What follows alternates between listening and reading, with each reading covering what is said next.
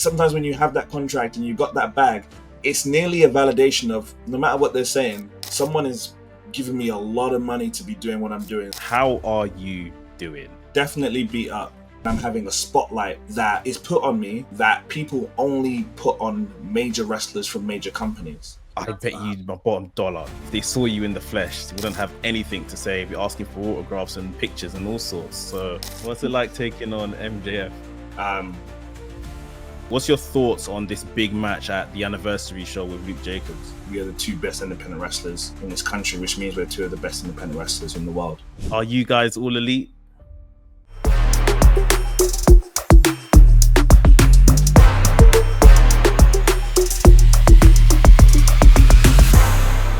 Fresh off the travels, off the airplane, not been home too long. I'm joined by Michael Oku and Amira. Guys, where are you even coming from right now? So what I did, so after your call, the next day I got onto a flight, went to France. I did a 2-day seminar with Rix, where they brought loads of French trainee wrestlers and wrestlers from around the country. And they do this really interesting thing where they get loads of trainers from around the world to come along and then just share their knowledge. And so I was just doing that for the last 2 days. Got back on the flight Thursday. I feel like I'm cutting a Rock promo. Like fly back, clanging and banging, and then off I come all the way back here, and I'm happy to do a WrestleManiac interview. I appreciate that, man. Why is it so important for you to kind of give back and, you know, do this coaching side of it, especially where you are still in a position trying to kind of navigate through this industry yourself? I think the reason is because things happen really fast for me in my career, and I credit that to being given very experienced wrestlers to wrestle. When I was in the ring with all of these really top level world-class wrestlers, I was learning so much, and I enjoyed that learning process. And because I credit that to my development, I want to also share that knowledge. So, for example, there's things I learned on the Sunday that I was able to directly then say, hey guys, this is what I learned 2 days ago. And I'm giving you this knowledge because if it helps me, it will for sure help you. I really do just enjoy the teaching process of pro wrestling.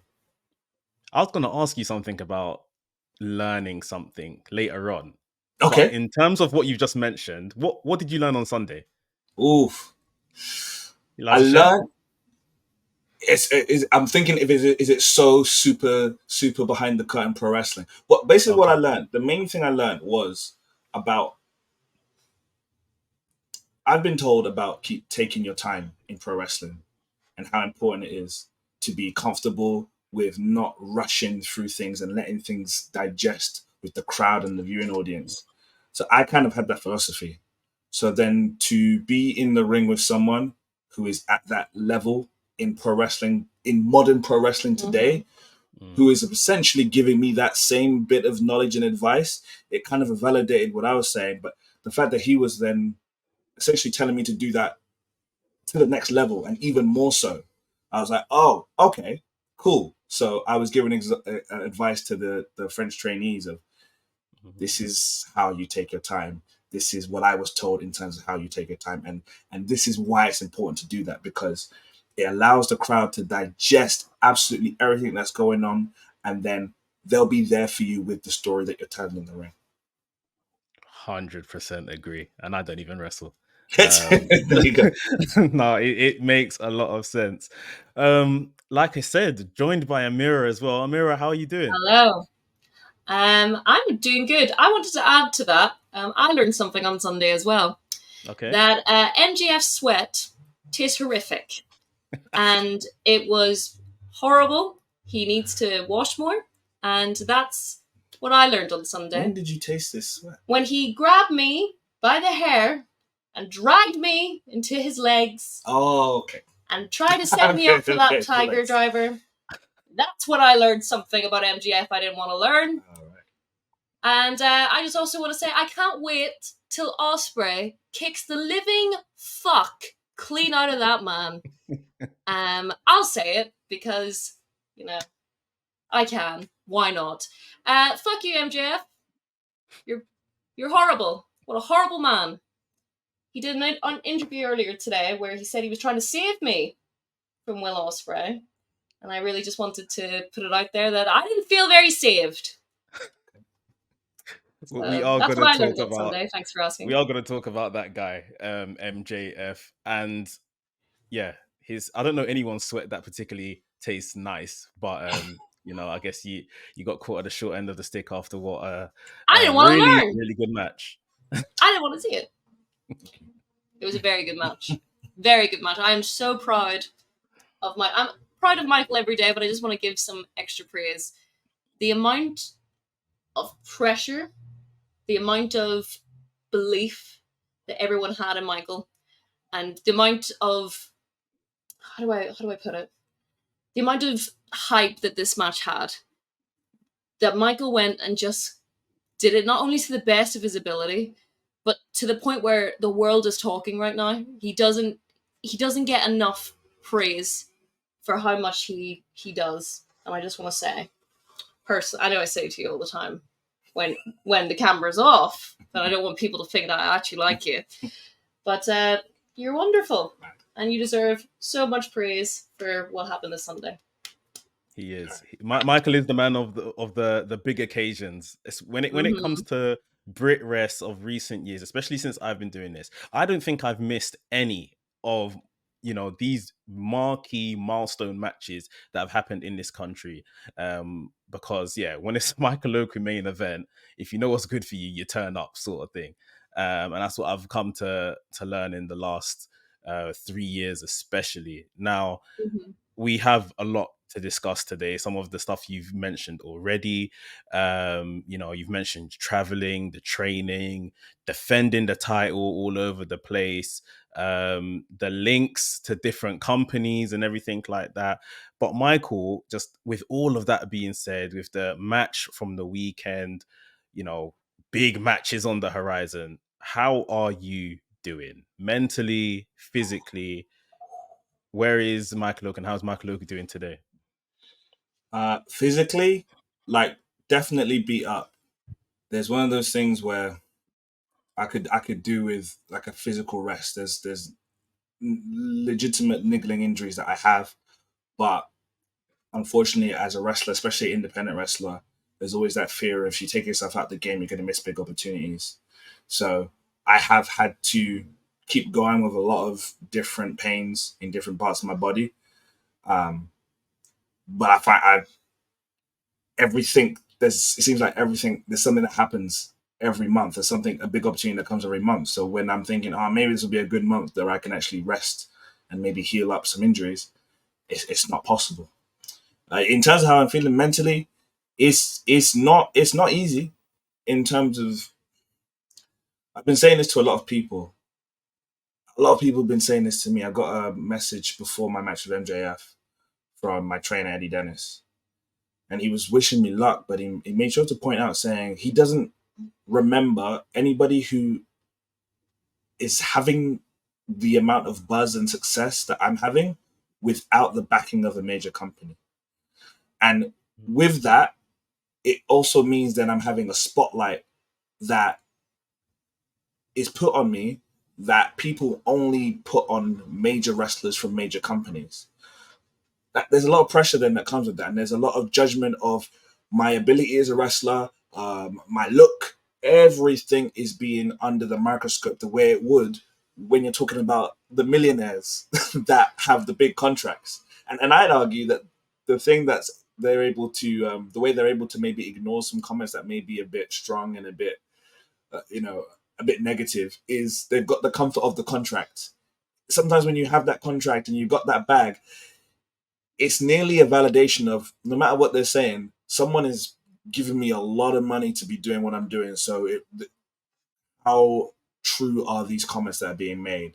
Whereas where I'm still on the come up in these very unique positions where I'm wrestling the guy who won the main event of Wembley Stadium last year, the guy who is wrestling the guy who just won the main event. That's this year alone. There is a lot of new eyes looking at me, but they're judging me with the same. It's almost like I'm asking to be judged on the curve, and they're not.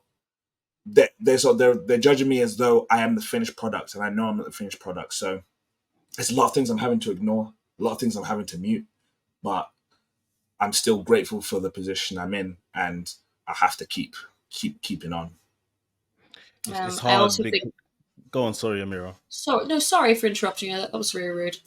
I also think, and I wanted to point it out, there's also been a lot of talk online with when it comes to us, like what we had a lot of quite mean things that came through that we weren't expecting, especially about our relationship. There's a lot of comments on the fact that we're interracial, which we never really, I don't know. I saw that nonsense today, and I think you guys dealt with that brilliantly. I love the picture of the kiss, like absolute nonsense. But that's scratching the surface. That's scratching it's the one surface. Of those. So for myself, you know that exists where people just have that mindset, but that's reserved for people who are like in the real like big public eye. So it was very interesting for us who are at an independent level, and it's such a big jump from the independent pro wrestling, especially in the UK, to major worldwide television pro wrestling.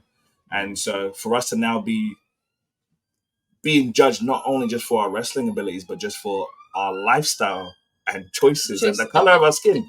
I think that was the most shocking thing out of everything that's happened for me personally. I've never had so many people comment on the fact that Michael Oku is black and I'm white. And I think we've been together for so long, that's never ever come up. But now this spotlight has brought these kind of people out, and it's been very difficult to kind of see some things that we've been looking at over the last, I guess, 48 hours or so. But it's like Michael said, I think when you had a contract backing it up, it all becomes fine. But when you're just normal people, that we're still in work, we're still doing our normal everyday things, it's pretty difficult feeling like the whole world's kind of against you, for just existing. So I think this is what this has taught us. It's definitely teaching us to have a bit of a thicker skin and to get ready, because this is only the beginning, I guess. We've got more to do, and we're just gonna get more bigger. We're gonna do better.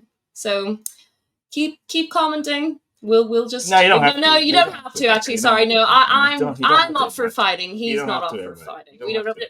You don't have. No. It's one of them ones where you get told as a child, if you ain't got nothing good to say, then keep your mouth shut. I just don't understand. And I always find with these people, it's like, as long as they've got the internet and they can hide behind, the keyboard, as they say, they'll go for it. They'll go for all kinds of nonsense. But I bet you my bottom dollar, if they saw you in the flesh, they wouldn't have anything to say. Be asking for autographs and pictures and all sorts. So I think that's what is irking me. So he's a much calmer, demure man.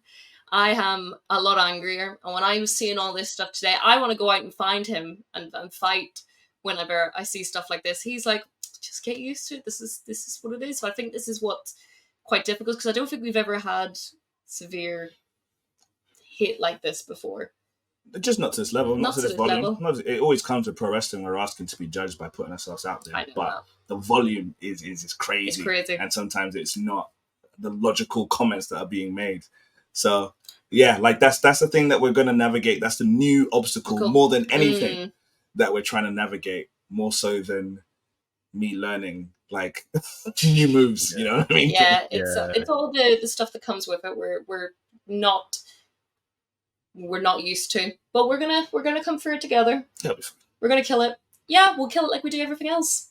Yeah, it's just one of those ones to not let it, get you down, affect you. Like you said, you're doing all the right things, even as the double act that you guys are. It's just like you do all the right things, and it's the exposure to more nincompoops, even if it's more people at the same time that are gonna get to know and love your work. There's gonna be the people that are abusive and all of that, but obviously you guys had shared a main event at Rev Pro Summer Sizzler with a very abusive person in terms of MJF, very sly, nasty, sweaty, in fact, sweaty, disgusting. He didn't put his towel on correctly. He had patches all over him. It was just wild. I wasn't allowed to say anything during the match, but he said some really horrible things about me. So No, he I got just you sent away, didn't he? Early. he got me sent away because he's a pussy-o. Put that in your interview.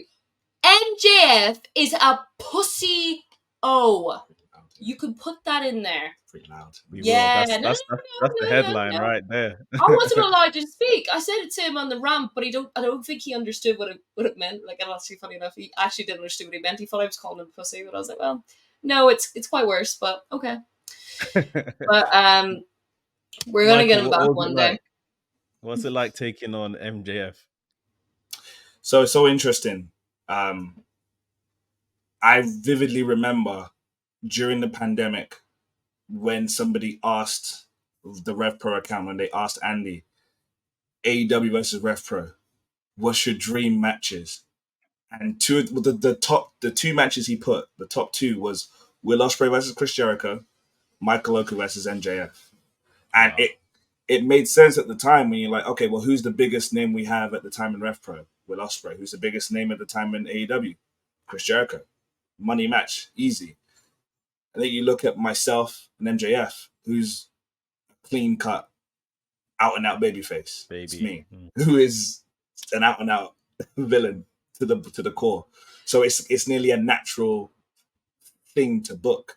So when this came about, when there were story elements to do with him and Will that made sense for him to want to challenge me, I was like, oh, okay, here we go. I know he's been watching my stuff. I know he's been watching my stuff for years. He's a student of pro wrestling, and I have it under good authority that he's been seeing my stuff before the pandemic. So for him to probably see the match with Will, see the buzz that the match got with Will, he was probably thinking, I want some of that. I want some of that buzz. And so it was just a cool thing. The fact that he was like, I want to wrestle Michael Oku. So to do it, I was in that ring. I was like, yeah, okay, you're just a wrestler like anyone else. I've been in this high pressure situation before. Mm-hmm. So I felt really ready and capable of showing up that night. Nah, you did an excellent job. Crowd was on their feet. We were also proud of you. The frog splash that, went from one side of the ring to the other, doing the rounds on the socials as well. Just some great action throughout that match. Amira, you're often the fool guy or fool gal in these high pressure matches. When the shenanigans are taking place, it's often yourself, and like you said, you're the angry one, you're the crazy one. I'll say the right amount of crazy that lets you take some of these, get involved in some of these spots. Like, what was it like? You mentioned obviously being in between the sweaty legs of MJF. I remember the footage I got going through the table at the hands of Trent Seven. Man. Why are you here in these places? Great question. I'm sure I can answer the Trent 7 one because that was my idea. I just thought, I'm in a ball gown. No one's going to see me going through a table. And I begged and I pleaded so many times, can I go through a table? The only one that was stupid enough to say yes was Trent 7. I have asked people to shave my head. I've asked people to do all these crazy things to me as part of the game, because I love it, because it's the adrenaline that I get out of managing, and I really, really enjoy it. I don't regret anything that I've done, all the crazy shenanigans spots. I feel like it adds to, very, very occasionally does it go too much, but sometimes, and we're very, very selective of when shenanigans come into play with, especially most of our matches. We make sure it's done in the right time. This one with MJF, I'll be completely honest with you, I wasn't quite sure what was happening. It was just happening. And I feel it came at the right time as well. Because I was sent to the back, it gave the illusion that there was nothing crazy that was going to happen because I'm gone. So that was, that's it. I can't wait for more stuff. Can't wait to keep working with Michael. He's all right, my fiance. He's great. I don't mind working with him too much. Can we nip that in the bud? Just because I was about to say, do you guys want to clear that up? Because I think Excalibur might have got you into trouble, Michael. Honestly. Excalibur! I have to, Love you, man! So One of the gals! got so many missed calls. So many missed calls from my mum being like, eh? I love you, Excalibur. You were yeah. right. Thank you so much for everything Don't you worry. said. It's so funny though, because we Biggest do get babyface. a lot of interviews where, you know, people are wondering if, you know, it's like, you know, is that Michael's wife or manager? They are always wondering. So, and we don't clarify it really, so it's fair for them to guess that. I would like to end all the speculation and rumors that are currently going around online and say that it's not true. No, he's not man enough to propose to me Oh yet. my God. Maybe one day let's not he'll do grow the that. cojones to do so. Not even. Amira, I was just about to say, I'm in your corner, and one day I want the big fat pro wrestling wedding from you guys. But don't do that to him. Come on. No, I have to nip that in the bud. Anybody that's proposed to in a ring, it doesn't go well. No. This is a That life is facts thing. as well. That is facts. So, just we don't need the pro wrestling. Although Andy would love it, the owner of Rev Pro. He'd book the hell. He would book the hell out of it. He would love the fact if we got married in a Rev Pro ring. He'd be the initiator. What's it called? The ordainer. The guy in the middle. Yeah, the guy that says the prayers. Oku and Amira Blair. Could you imagine? He Yeah, just want to sell tickets. He just wants to sell. He just wants to use us and abuse us. I don't know if you've noticed that. No, he does like booking you guys. Yeah, I was actually going to say I was actually quite happy you weren't yet back out to the ringside area when Luke Jacobs came out, and Luke Jacobs, he went on a tear. MJF and Michael felt the force of Luke Jacobs, and I would have been pretty scared if he got his hands on yourself, Amira. That's what he's such. That's Luke Jacobs all over though. Like, he's literally such a pussy, because that's why he did it. That's why he wanted all the fame for himself. All the hype was on Michael on this day. It was a day about Michael, and yet he still had to make it all about himself and show up. And I knew I wasn't there, so I wouldn't have let any of that happen. And I believe we're in a match with him this weekend at Southampton, aren't we? Yeah, sure. You got the Goody! tag match, yeah. You know, he's a man that's on the climb right now. He's really, you know, making a charge towards Michael's undisputed British Heavyweight Championship. Recently picked up the Progress Championship. Michael, what's your thoughts on this big match at the anniversary show with Luke Jacobs? I'm really, really excited for it. It's been one that, like, it's such a testament to the work that the two of us have put in, the sense in the fact that we're the main event. I've had so much pride in the fact that we are main event in this show. And I feel like the reason we're the main event is because we are the two best independent wrestlers in this country, which means we're two of the best independent wrestlers in the world. There's going to be so many people flying in from parts of the world, of course, to be part of All In. They're going to be checking out the show. Some of them were probably the same people who came last year and saw Luke Jacobs wrestle Ishii, you know? And that was like a show-stealing performance, show-stealing match, you know what I mean?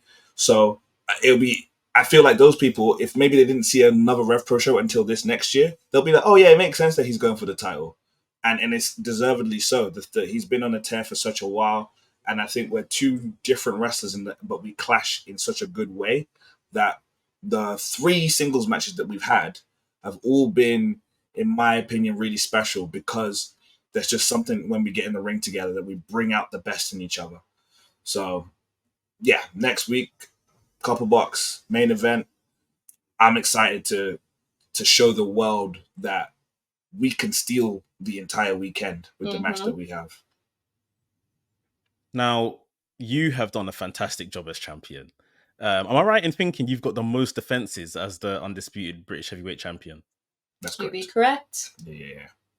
Now, I'm actually quite happy, like I said earlier, that Amira's here, because Michael is very humble.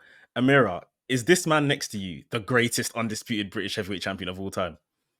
This man next to me is going to be one of the greatest pro wrestlers ever spoke about in history. And you guys get to witness it now. True. Who's going to get in trouble for it? Oh, I'm not going to get in trouble saying it. All the clickbait is coming now. I don't know. don't care. I don't care because I stand by it. I completely and utterly stand by it. I've known you now for how many years? Probably about 5 years before we got together.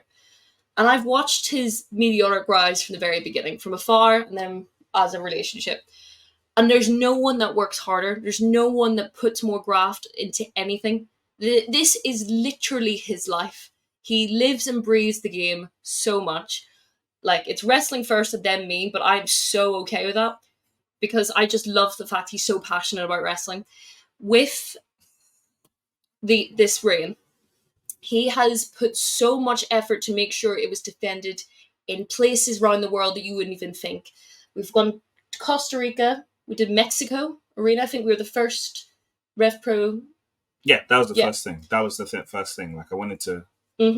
So yeah, I wanted to like make sure that with this title reign, I made history.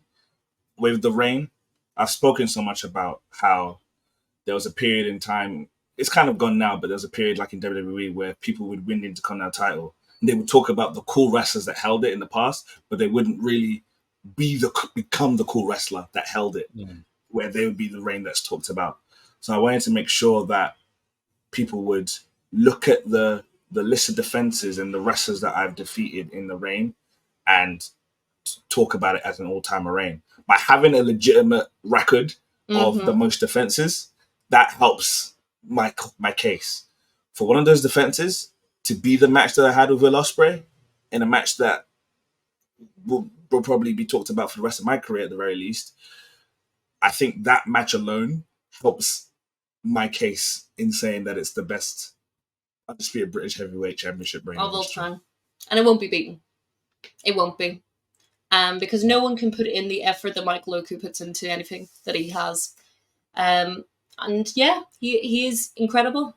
And I think he will be the greatest. I would love to see someone else, if one day they ever get the belt, someone else try and do what Michael has done with this belt. I agree. I think that it's, for me, it's even more than the defenses. Definitely where the belt's been taken to, the shining light that has been put on the belt. I think it's been a terrific job, and I needed you, just not even just for the sake of the podcast, even just someone as I see as a friend in wrestling. I want you to believe in how good you are and how much good work you are doing. So yes, Amira definitely helped G us up and get us there, but I'm happy to hear that you also believe that you are doing a great job with this title. Now, I don't want to be reading into this too much. I stuck around after Will Ospreay's promo, and I watched the pair of you have what I would call a kind of long, drawn out, protracted, emotional exit of York Hall. Was that a goodbye to Rev Pro and York Hall? Not officially. No. It'll never be. So to me, the way I was looking at it, honestly, was that was my reaction to. So with the MJF match, with any AEW International Championship match, or American or All Atlantic, it's had many names, but all the ones that have happened outside of AEW, there's never really been any doubt of the champion losing the title. It's always just been like, oh, that's cool that's happening, and it kind of ends there. It's like, oh, that's a little cool thing. So my goal with pretty much all of my matches is I need to put an element of doubt for at least the people in the building that there could be a title change. I think even without the promo we put out, there was belief that there could be a chance that he might win it, and maybe they have a non-title match, and then maybe he wrestles someone else. There was scenarios that people were playing within their head to help, I guess, essentially suspend their disbelief. So I did that promo to do that, and so I was coming in with the mindset of, okay, guys, if I win this match, I'm obviously wrestling at Wembley Stadium. Winning this match gets me to Wembley Stadium, and so that walking away and that turn and looking everyone was kind of more of an apology and a disappointment that losing that match probably means no Wembley Stadium. I think that's why we were so upset as well. But I think as well, Andy Quilden always talks about like not taking things for granted. He's really big on saying it, especially since the pandemic. He's always been saying that. And so the fact that I've done a few main events now in York Hall. That was like my second time main event in York Hall where it was an official sellout. Mm-hmm. So to have, I think it's 1,200 people standing up, showing their appreciation for the two of us. I wanted to soak that in, and I wanted to thank them. And because who knows, I might not be able to main event another sold out York Hall again. Mm-hmm. So I wanted to make sure that we soaked in that moment for all we could. Nah, it I was. think I was so upset because I was watching a girl. There's a little fan who comes dressed in formal dresses to be like me that comes to the shows, and I was watching her cry her eyes out, and I felt like I really let her down as well, and it wasn't. It was just very, very hard to walk away knowing that we let down so many people that we love very, very much. And we really do care about the fans because they've always been with us from the very beginning. Most of them have literally become our friends. Like, we see them every show. With us losing, it didn't mean that not only were we losing a match, we're losing the Wembley dream. We're losing all the love and support that we had with so many of the fans that have came out.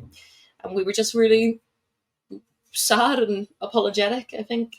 And I think people took that as a goodbye. And then we realized, ooh, let's correct that. So that's what we're doing. We were just really sad. I mean, the point in the promo about, this is effectively my ticket to Wembley. It dawned on me when you said it. Like, I thought, of course, if he wins, then, he's going to Wembley, he gets the match with Will, under the arches. Absolutely incredible. But unfortunately, it's not where we sit today. But where we do sit today, like you mentioned, the rumor mill is going off. I'm seeing Amira Blair, Michael Oku, links with AEW, contract talks. I know that Michael, you had previously said that there's been some chatter around if there's anything, any work with AEW the week that they're here for All In. But it seems like things have somewhat intensified since then. Is there any kind of indication of, are you guys all elite? At the moment, no.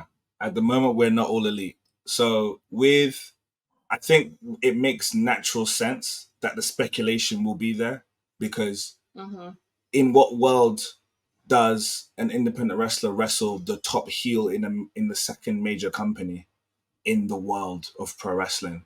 And then they air it on Dynamite. They mention his name. They show the highlights. In what world does the one of the top baby faces in the company tap out to this independent wrestler whilst he's already under contract and signed in front of the billionaire boss in attendance? And so I think there's so there's logical links to make of like being a Jericho Cruise champ and these things. And then when you see that Wembley's coming up and you think about the fact that I had a kind of part to play last year, we were involved in a small role, that it makes sense to think that's the case, but there's nothing at the moment that is like concrete or thing. Would we love to? Of course. Absolutely. It's AEW. Absolutely. Especially for one of the shows, especially for the Cardiff shows and Wembley shows. Absolutely a British wrestler, love to wrestle in a place I would have never even dreamed would be a possibility of wrestling in. Mm-hmm. But that's at the moment, that's the most of it. That's the most it gets to. So it's interesting. It's kind of a fun thing that I nearly appreciate, that there's so many wrestling rumors that are like complete nonsense, and you don't. It's complete nonsense, and you look at it, you're like, that can't be true. That can't be true. So what's really cool about this is for someone to say it's pretty much close that they're signing, and people are like, oh, of course they are. And that's nearly flattering, if that makes sense. I just wanted to say that when this comes out, there's a lot of people that have asked, and I've said to you, this is not true. We're not signing. Not yet. Maybe one day, but not yet. I told a lot of people, and a lot of people still don't believe me. Oh yeah, you're still not going to believe us. I just want to say, I've been trying to tell you the truth this whole time. You've all decided to believe other things. That's totally fine. We've been trying to tell everyone. And then So when we don't walk be out, mad. And then when we walk out of Wembley Stadium, they'll be like, no, we didn't know. No, we didn't know. So either way, we're cursed. It's wrestling, right? That's how it works with wrestling, where it's like, we're the bad guys. It's fun to keep things secret because surprises are great. But then if you're telling the truth about something not happening, it's like, well, we didn't know that. We didn't know this was going to happen. So we didn't know that there would be lies and there would be truths. All we can tell you is we would love to be there. Super hard. So hard. We want to be there. We will be... I don't know if I just to jump in on you there, Amira, because I was going to ask, away from the quote-unquote contract talks, you said you'd love to be there. You'd love to be where exactly? Wembley or All Elite? All Elite. I think that's what I would want to be. I would love to be All Elite. That's not up to us, though. We just ride the wave. I think we are doing some crazy things right now this year. We've got some crazy things planned. We are just going to keep living life the way we've been living it right now. We've got a new flat, new car, new things coming in our everyday life. We've got everything is kind of going on an upwards direction. Not to feed into the rumor mill anymore, but everything's going pretty well for us now. We're just happy to be part of this conversation. We're happy to be even thought of. We're happy with all the love and support we did get when everything was out there. But yeah, I think we're going to be just fine. I mean, with you guys, obviously, the Sharks are coming in. They're looking at you guys because you're doing some brilliant work, and deservedly so. They need to kind of look after you guys, put down the big contracts when it's taking two of our homegrown best. I think it's going to leave a hole in British indies because you guys have become such Michael is one of the greatest that this country has produced at this point, in my opinion. And as a double act, you two are formidable.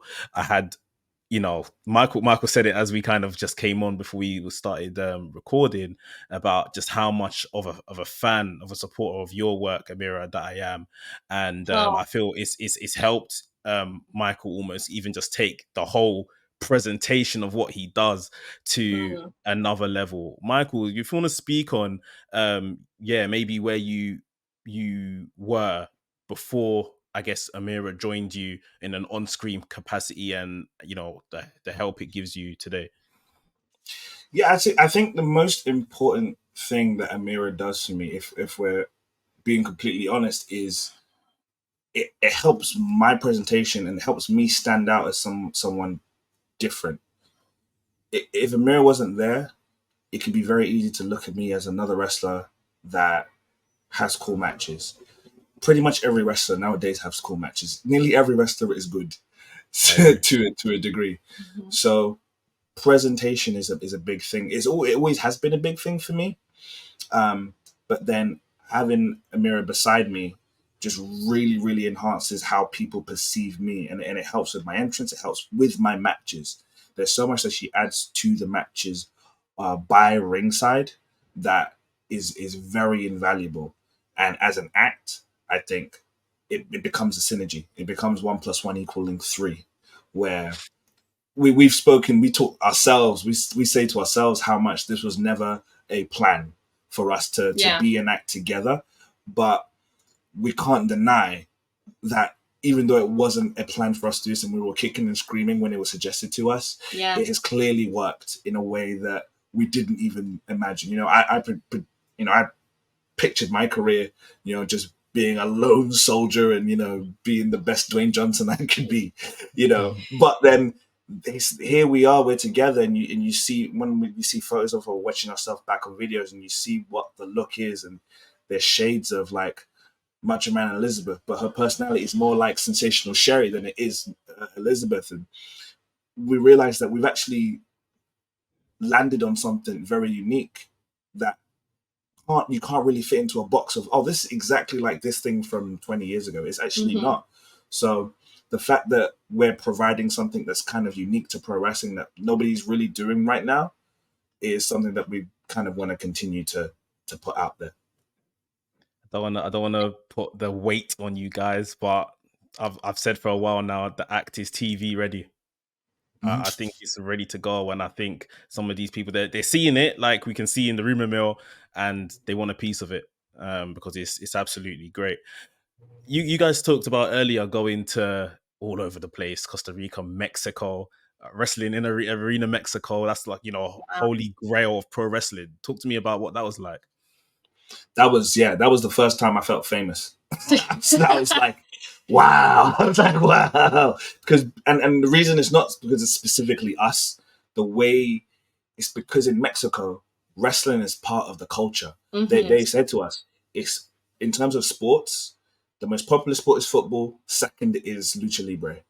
So that's how seriously the entire country takes it, and therefore that's how seriously the companies and the wrestlers take it. CMLL looked after us so well, so good, and the fans had so much respect for the athletes, and they, more than anything, it was tough to leave the arena because they're waiting outside the bus to try and get a photo or to try and get me to grab their own babies so that they can get a photo. Oh, remember that? There was all of this happening, and I was like, what are we talking about? It's Michael Local or Michael Jackson. Which one? Yeah. That's what I'm saying, So it was a very surreal experience in that sense. However, in terms of performing in front of that many people, we're talking 10,000 people. We performed in front of Arena Mexico. Some people think it might have happened once, but we actually performed in front of there like 4 times because they run shows there regularly, and they regularly get 10,000 people. It's crazy. Crazy. What was weird is that we definitely felt comfortable wrestling in front of that many people with all these different cameras, with all that production. It felt right. And that was the biggest takeaway for me personally when we went to Mexico, that, oh, okay, we can do this big arena pro wrestling and not feel out of place. I think the biggest takeaway for me from CMLL is that that's where I wanted to be. I felt very at home there. I felt like out of everywhere that we've went in the world, nothing felt quite as welcoming as CMLL. And we were heels there. We haven't been heels ever, I think, as a duo. Well, I mean, it's because they were like, you're going to be. And I was like, oh, well, but that's not, what were you talking about? And they said, well, it's because you're not Mexican. And I was like, no, you don't understand. We'll be fine. Man, if you're not from Mexico, they hate you. They hated us. It was strong. I had a woman screaming in my face obscenities in Spanish that I'll never understand. All I know is the girl next to her was like looking like, oh my goodness, she's wishing her death. And then I think we eventually got the crowd to like. I think the crowd ended up actually liking us in the end. And then we got respect from them. I mean, it's one of those things. They will boo us because we're not Mexican, but I think when we left, I definitely felt that we had the respect of the fans. Yeah, and I think that's mainly because they could see how much we appreciated being there. Oh my goodness, we loved it. It was beyond cool. It was way beyond cool, and we respected their culture.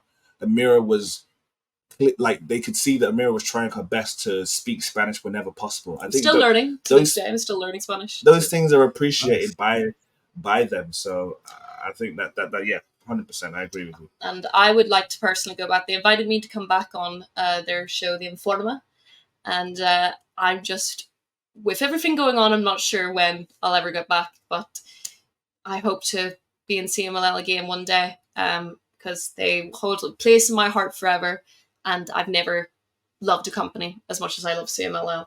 So that's awesome, just me. Man. It's just me. It's just all about, kind of like you're saying, embedding yourself in that culture. Understanding their culture, embedding yourself in it, being a part of it. I mean, you guys went to Mexico and I guess started dancing as well, returned with a 2-step. What was that part of the heel act, or how did we get here? The Oku Shuffle. Don't trademark it. Don't name it. The Oku Shuffle, as trademarked by Amira Blair, was I don't know how it started. I think we both because we're both got very similar personalities. We saw the girls dancing on the ramp. We were like, that looks cool. And we both instinctively went to start doing it. Little did we know that that is number one rule of like what you don't do at CMLL. But we didn't know that. And we were just happy dancing along. And then we just continue. We like went to do some dancing, then we go back to serious. And then it just kind of continued. So they have dancers. So the CMLL, every entrance, they have dancers. They have dancers on each side. And I thought it was really cool. And I've known that when we were watching CMLL before Super we cool. get there, we know that that's just a thing they have. They have dancers. And we should all have dancers. I think there was a point where... And a kiss cam. Not the kiss cam. Rev Pro kiss cam will be coming. I think there was... there might have been a talk of them potentially not have been dancers for my entrance because Amira was there. So we were worried that might not be the case, but then they were there. So we're like, oh, wonderful. I didn't know that. And then, well, yes, breaking news. So then, we're just in there. We're in the moment. We're in the thing. We know that, like, you know, it was like after like maybe match 3. Mm-hmm. That's like we're really into the groove of what we're doing here in Mexico. Mm-hmm. And I'm looking at the dancers. I remember visually thinking, like, seeing the dance they were doing. I was like, we could do that. I could do that. They're doing that and that. Oh, sure. Then I'll just do that. We did it. It was like 5 seconds that we were doing that. We didn't talk about it. We just looked at each other and went... We just did it. We just did it. And that was 5 seconds. And then it got GIFed. And that GIF blew up. So I clipped it. And then me clipping it blew up. And so naturally, I was like, wow, this has to stay. This has to stay. Which then led on to us bring in 2 dancers for Your Call, Bethnal Green. We were like, let's recreate it. Let's go big time with the entrances. I love big entrances. And that was primarily your idea. And then you got, we had dancers. It was great. It's a nice little piece of fun. And like you said, you've made it, you know, integrated it into what you do now. Talk to me about one of the main learnings. You know, you talked about the cultural differences, embracing the cultural differences. What was one of the main learnings you got from wrestling in Mexico? Oh, I took a lot of wrestling. Just like learned stuff. I learned so much. In those 10 days I was there, I think I leveled up like from here to here. So that's why I want to go back for much longer. Yeah, they were very gracious with their time when there was off days or just when there weren't shows. In the building, in Arena Mexico, that's where they have there's a little room where there's training. They've got 2 rings, there's a gym, and so you can use that ring and you can do some training. And many of the luchadors were very gracious of their time to train with us, especially train with Amira. So Amira learned a lot of stuff.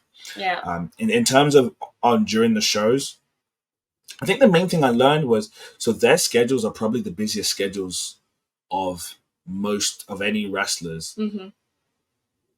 We were there for 10 days. I wrestled 6 times. So there was probably like a 2-day break. But other than that, it was wrestling every day. Every single day. So to do that, you have to figure out how to kind of conserve your body or learn how to do things that aren't too harsh on your body. I think with American wrestling, Japanese wrestling, and British wrestling, things are very, very bump heavy. And because Lucha Libre is about beautiful moves, mm-hmm. a lot of it doesn't involve multiple bumps within a match. Yeah. It will be like a loads of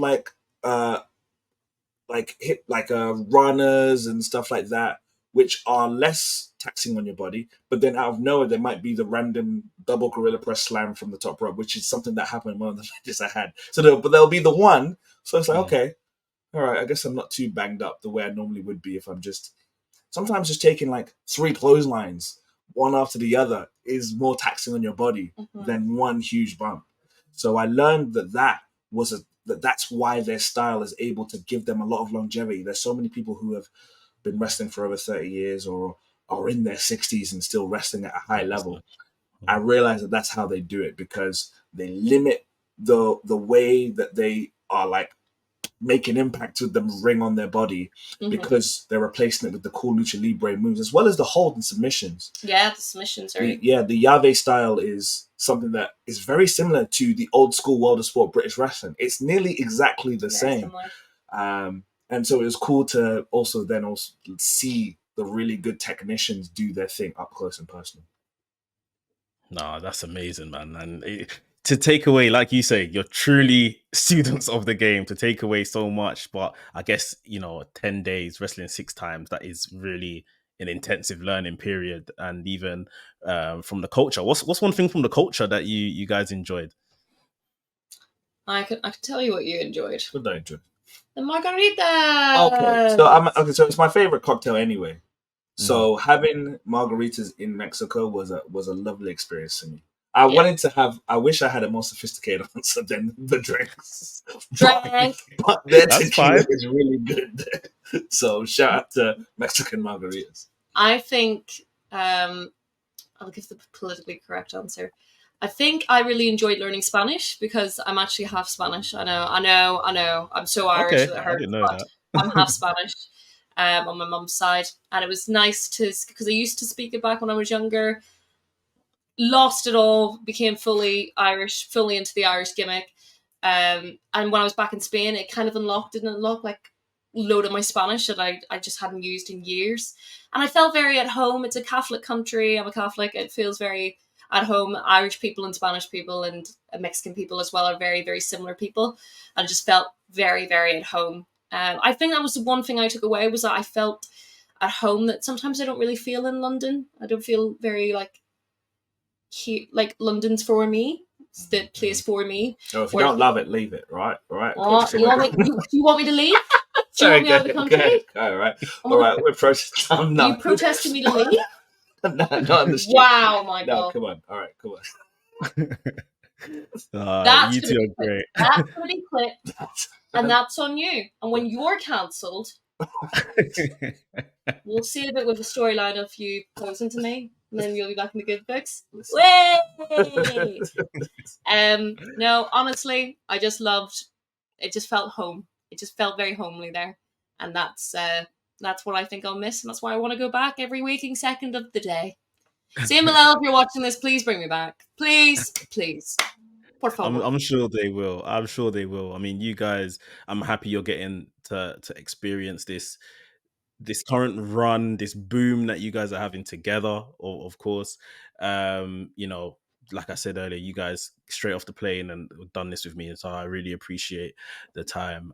Before we go, you guys, like I say, talk of the town. The talk's only going to intensify this next week as we go into All In. But for the rest of the year, 4 or 5 months left of the year, what is it that you maybe want to achieve individually, together? What are maybe say the last things you want to really get done in your careers this year? I want to be the best manager. I want us to be the best pairing and win the award of being the top manager and wrestler in the world today. Well, I don't think I'm going to win that. I think we could. But I'm not going to win as a duo. I think we could still win that. There's no awards. There's no award. What's the duo? The PWI ones. You know PWI? Those ones. Yeah, but what's the award? We could be the best manager in wrestling duo. Manager, you're the manager. You can. I believe we can do that. That's you. You got to believe with me. No, if you don't believe with me. No, you can be. But I'm not going to be in the manager thing. I'm PWI. The 500 is coming out. I think I'm in the top 50 in the PWI 500. I think he'll be higher. I've been going up all the whole time. I made the top 100 last year. I'll be in the top 50 this year. Top 30. It'll be top 30. That's your aim, Michael? That's where you want to go? So, not even that's not what my goal is. I'm just jumping on that as that's where I think I'm going to be. Oh, okay. For me, where I'm thinking of where I want to be is something that I learned from this year was I couldn't have predicted the things I've achieved or where I've ended up.